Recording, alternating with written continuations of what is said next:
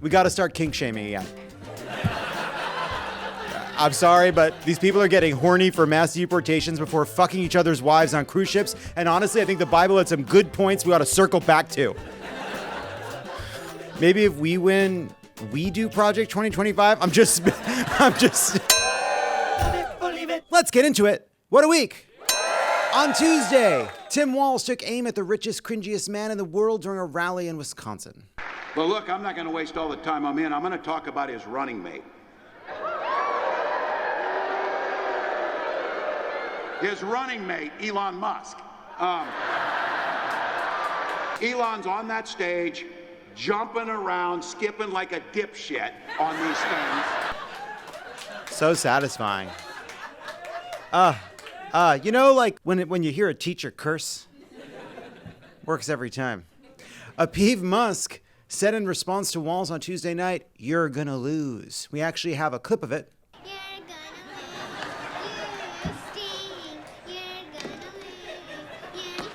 First of all, it's funny. So like, yeah, in that movie, one of the heroes hurts a child. That's okay then. It was a different time, both when it was and when it was about. Speaking of losing yourself, Eminem endorsed Kamala Harris at a rally in Detroit on Tuesday. People shouldn't be afraid to express their opinions. And I don't think anyone wants an America where people are worried about retribution or what people will do if you make your opinion known. I think Vice President Harris supports a future for this country where these freedoms and many others will be protected and upheld. These are the stakes. Eminem's words now versus Eminem's lyrics in the 2000s. Wow. Not familiar with Eminem's lyrics in the 2000s? We're not going back. Barack Obama then took the stage after Eminem's introduction, and the man was hyped. My palms are sweaty, knees weak, arms are heavy, vomit on my sweater already, mom's spaghetti. I'm nervous, but on the surface I look calm and ready to drop bombs, but I keep on forgetting.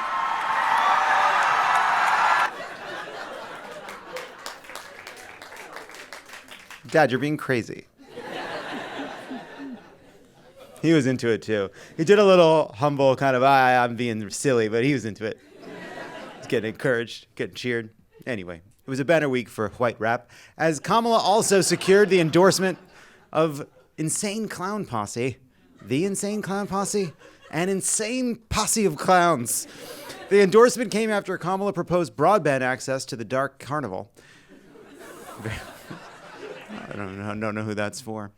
Said Violent J in an interview to The Daily Show, "I want her to win because she's a Democrat and I love my mom." Later adding, "My mom said Democrats are saying less taxes on the poor, more taxes on the rich. As I'm often saying about the mother of Insane Clown Posse's Violent J, that woman raised her son right."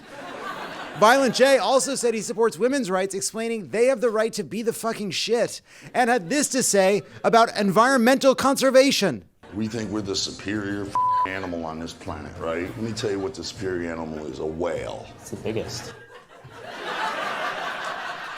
Take a good long look. That's what a man with perfect politics sounds like. If I hear one person making fun of him, I will lose it. People made fun of my posse when they asked, fucking magnets, how do they work? And you know what? It's a great question. Because you could take a whole course in electromagnetism in college, and at the end of it, you will still not know how magnets work. Fucking magnets, how do they work? In less exciting and less important endorsement news, 23 Nobel Prize-winning economists, more than half of the living American recipients, signed on to a letter that called Harris's economic agenda vastly superior to Trump's. Or as MAGA World reported it, the Jews are at it again. The letter is also signed by Eminem, who wasn't asked to participate but got a little excited. On Wednesday, Kamala sat down with Anderson Cooper for a CNN town hall where she got right to the point. You've quoted General Milley calling Donald Trump a fascist. You yourself have not used that word to describe him. Let me ask you tonight, do you think Donald Trump is a fascist? Yes, I do. Yes, I do. And I also believe that the people who know him best on this subject should be trusted. Yes, we just have to persuade people to listen to Trump's top military advisors, his White House staff, dozens of Republicans, women who have been assaulted by him, anyone who's ever had a casual exchange with him over the past 2 decades, your own eyes, his own words, every journalist who has interviewed him, every historian and expert on fascism, and the insane clown posse. Good company. In other news, Kamala will be reportedly delivering a closing argument next Tuesday from the Ellipse, the same place Donald Trump spoke on January 6, 2021, whipping his supporters into a frenzy that became the insurrection. And it says here that Harris's closing message is, "I will protect abortion rights. Now let's go storm the Capitol." Kamala, no. No. No. Maybe it's something about that space. Like that town in New Hampshire from It. Speaking of election interference, on Wednesday, the Washington Post reported that RFK Jr.'s former running mate and current kook, Nicole Shanahan, attempted to pay a journalist $500,000 to whistleblow on her political opponents. On the bright side, someone tried to pay a journalist.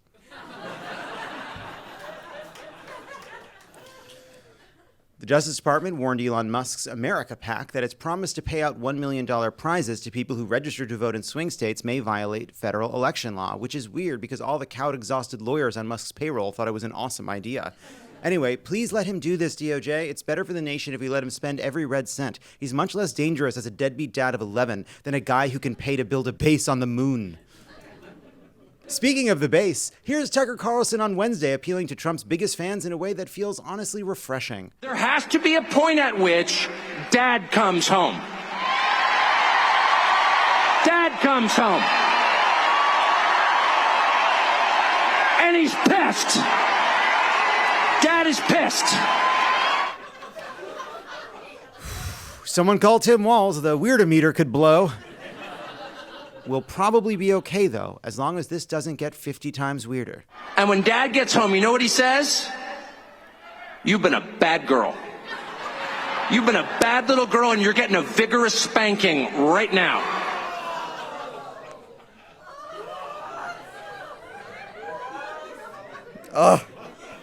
Now, if everyone here at the theater looks under your chairs, you'll find your complimentary gift bag of a mini Dasani bottle and cyanide capsule. There's also a little card in there if you'd like to leave a note. And you don't even have to ask. He keeps going. And no, it's not going to hurt me more than it hurts you. No, it's not. I'm not going to lie. This is going to hurt you a lot more than it hurts me. And you earned this. You're getting a vigorous spanking because you've been a bad girl. We got to start kink shaming again. I'm sorry, but these people are getting horny for mass deportations before fucking each other's wives on cruise ships. And honestly, I think the Bible had some good points we ought to circle back to. Maybe if we win, we do Project 2025. I'm seeing that. I'm just spitballing. We've got to do something. What an absolute freak. Wow. Who is that for, by the way? Like, that is not... Like, it's a job about sending out Social Security checks and making sure the roads are paved and so forth. Daddy's been a bad girl? What? That's not even how the saying would go. Well, it's not for me. I passed the fucking test. On Friday, Trump will travel to Austin, Texas for an interview with Joe Rogan in a bid to appeal to young male voters ahead of the election. No word on whether he will also attempt to gain support from young men who didn't like Todd Phillips' Joker. Reuters says Kamala could also sit down with Rogan, which the Harris campaign has yet to confirm or deny. Kamala, come on, lowly. We can talk ancient aliens, creatine, whatever you want. Speaking of ancient aliens, a federal judge ruled that Rudy Giuliani must turn over... Now you know why we did it. All right. That Rudy Giuliani must turn over all of his valuable possessions in addition to his Manhattan penthouse to the Georgia election workers he defamed during Stop the Steal. This is real. It was weird watching him cry as he handed Playboys from 1969 to the election workers one by one. I don't believe in saging a space to clear it of evil, but it would be hard to fall asleep in that apartment in the first night. Mostly because a drunk Rudy Giuliani is scratching at the door like a feral cat, but also it's creepy. After surrendering his apartment, Giuliani has temporarily moved into the Ritz-Carlton. I'm sorry, into Rick's Carton. That's a refrigerator box in the garage of a man named Rick. Please forward all my calls to Rick's Carton. The former mayor of New York and erstwhile Trump attorney owes vote counters Ruby Freeman and Shay Moss $150 million for smearing them during Trump's attempt to overturn the results of the 2020 election. Other luxury items Giuliani must fork over include a signed Joe DiMaggio jersey, several watches given to him by European presidents after September 11th, and a 1980 Mercedes once owned by actress Lauren Bacall. In good news, Lauren Bacall was released from the trunk unharmed. Nah, she died in 2014. Of suffocation in the trunk of Rudy Giuliani's car. But the family was glad to finally get the bones back. A report in The Atlantic this week contains somehow new and shocking examples of Trump being awful and menacing. For example, Trump was reportedly enraged by the funeral bill for a 20-year-old Army private who was murdered by a fellow soldier after he invited her family to the White House and offered to cover the costs. Said Trump, "Sorry you don't want your daughter to be interred on a golf course, Your Majesty." That was a tough one. During a meeting in the Oval Office, Trump reportedly raged, "It doesn't cost $60,000 to bury a fucking Mexican." Trump then turned to his chief of staff, Mark Meadows, and said, "Don't pay it." And sure, the earth should have cracked open and swallowed him whole, should have just sucked him down like a pneumatic mail tube, but it didn't. And now we have to get Eminem involved. Trump also never cracks open, never sucks him down. Trump also, where are you? Come on. Trump also reportedly said in a private White House conversation, "I need the kind of generals that Hitler had, people who were totally loyal to him, that follow orders." Replied the DoorDash delivery driver, "Right, I still have to get a picture of the bag being delivered to you, though." Trump's former chief of staff, John Kelly, told The Atlantic that when Trump once asked him, "Why can't you be like the German generals?" he replied, "Do you mean Bismarck's generals?" Kelly continued, "I mean, I know he didn't know who Bismarck was or about the Franco-Prussian War. Do you mean the Kaiser's generals? Surely you can't mean Hitler's generals." And Trump responded, yeah, Hitler's generals. Hey, I have a question. What the fuck are we doing here? Hitler's generals. Over on Fox and Friends, Brian Kilmeade attempted to justify Trump's Hitler admiration. And I could absolutely see him going out, you know what? It would be great to have German generals that actually do what we asked them to do, knowing that's a third, maybe not fully being cognizant of the third rail of German generals who were Nazis and whatever. That famously touchy subject. I'm sorry, your defense of Trump is he might not be familiar with the negative connotations associated with Hitler's generals. That's the defense.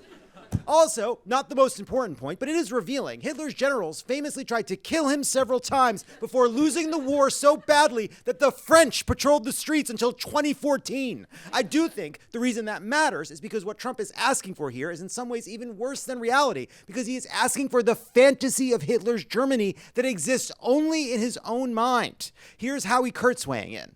Trump may have just been letting off steam about the loyalty he wanted from his generals compared to what he thought about Hitler's generals. Who among us, after a stressful day, hasn't unwound by kicking off your shoes, sinking into a bubble bath, and wondering why the American military isn't more like the Wehrmacht? John Kelly also told the New York Times this week that Trump met the definition of a fascist, and Trump's former defense secretary, Mark Esper, agreed. I'm not going to get into that type of labeling, if you will. But, you know, John Kelly did something, and he looked it up in a dictionary, and if you look it up, I think everybody should ask yourself, does he fall into those categories? And it's hard to say that he doesn't when you kind of look at those terms. But, you know, he certainly has those inclinations, and I think it's something we should be wary about. Why do these people all suddenly sound like the riddle of the fucking Sphinx when talking about Donald Trump? Why are we doing reverse psychology? What are we doing here? New Hampshire Governor Chris Sununu was asked on CNN whether the explosive new revelations changed how he felt about Trump and his plans to vote for him, and he offered this. Look, we've heard a lot of extreme things about Donald Trump from Donald Trump. It's kind of par for the course. It's really, unfortunately, with a guy like that, it's kind of baked into the vote. The question was, do you support this? And your answer is, I think a lot of people dismiss what Trump says. But the reason people dismiss what Trump says is because people like you go on television and justify supporting him anyway. This shit is baked into the vote because depraved people like you put on a chef's hat and an apron and bake it in. It's your recipe in your restaurant, and I will not kiss the chef.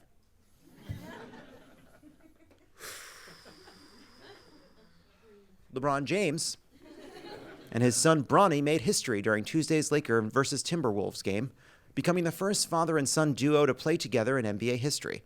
Their next challenge, becoming the first father and son to talk on the phone for more than 2 minutes before handing the phone to mom. The U.S. Department of Transportation fined American Airlines $50 million for numerous serious violations against disabled passengers, including damage to wheelchairs and even physical injuries due to unsafe physical assistance by staff. Never surrender, you said Spirit Airlines CEO, as he sprayed down a group of hog-tied senior citizens who tried to board before their zone was called. If you don't want to be hog-tied, you have to sign up for their credit card.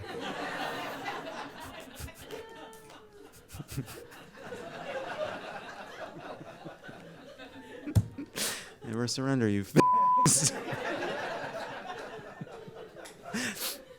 This week, former Abercrombie & Fitch CEO Mike Jeffries was charged with sex trafficking, with authorities alleging Jeffries used a casting couch to coerce and sexually assault male models. But does this look like the face of a man who would do that?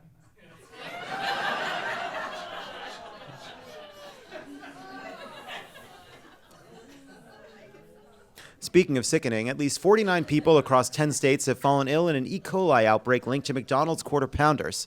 McDonald's, I defended you. I trusted you. And look what they did to my boy. Look at how they massacred my boy. Anyway, when Chipotle had their E. coli moment, there were no lines. And they sometimes just gave you your burrito for free to say thank you for showing up. It was a glorious time. Drive-through lines are about to be a breeze, baby. And I'm here for a good time, not a long time. It really was true. I'd be like, oh my God, you just walk right into Chipotle and if you would just get to the other and they just hand you the burrito and they say, that one's on us. Thank you for your bravery. While promoting her new erotic drama, Baby Girl, Nicole Kidman told The Sun she experienced burnout from too many fictional orgasms. And weirdly, all of them were on the set of Paddington.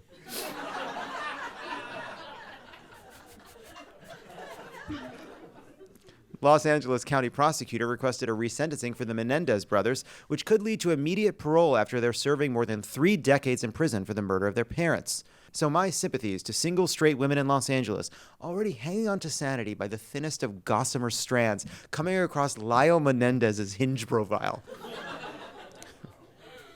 Yeah, it's coming. Are they rich? I don't even know. Did they get what? If you're convicted of killing your parents, do you get the money anyway? I don't know. I don't think so. Where's that money go then?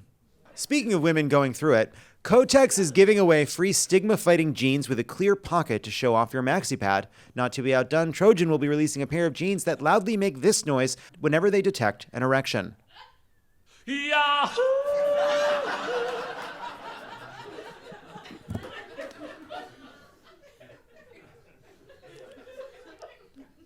Put a binder in front of it. Doesn't matter. Everybody heard the noise. And finally, bear enthusiasts are grieving after the death of grizzly number 399, one of the more beloved grizzlies in Grand Teton National Park. The killer, RFK Jr., remains at large. Hey everybody, it's Lovett. Before we go, check out my interview with climate activist and environmentalist Bill McKibben. This is part of Crooked's anti-doom initiative from Crooked Ideas. Check it out. It was a great conversation. Let's start with this. The Inflation Reduction Act. Great, terrible name. I mean, it's fine. I'm glad we called it that. But many thought climate action on this scale was a political impossibility. Can you talk about what its passage represents, both in terms of the policy and in terms of how the politics have shifted? Well, let's talk about the politics that got us there, which is completely fascinating. Young people in the Sunrise Movement brought us the Green New Deal, and it kind of changed the politics for a moment around all this, such that in the 2020 Democratic primaries, climate was, in many polls, the #1 issue for voters. And that meant that Joe Biden needed to consolidate support with the Bernie wing of things, and he did so by making, above all, a real pledge to take that Green New Deal and start translating it into something. And he kept that pledge. Somewhat miraculously, with a closely divided Senate, he managed to get the first big slug of money that the U.S. government has ever spent on trying to fight the single biggest problem the world has ever faced. Based on the shifts we've seen in politics and policy, a lot more to do. But where are we now in your mind on the doom-hope continuum? Well, look, the things that we were warning about 40 years ago are now coming true, and they are scary and real. On the other hand, we're also finally seeing a rapid spike in the implementation of renewable energy, which is the one thing big enough to have some hope. We finally are starting to build out those solar panels and wind turbines, and it's starting to make a difference. We've got cheap wind, cheap sun, cheap batteries. They're on the shelf. We can deploy them at speed, and we must. Learn more about the Anti-Doom Initiative at crookedideas.org, and to make sure your voice is heard on everything you care about, you have to vote, and you have to get everybody that you've ever met to vote.